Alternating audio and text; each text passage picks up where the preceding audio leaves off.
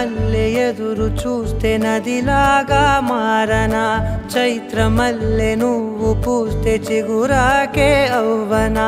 నన్నే వరించే యువరాజును అంట నీ యువరా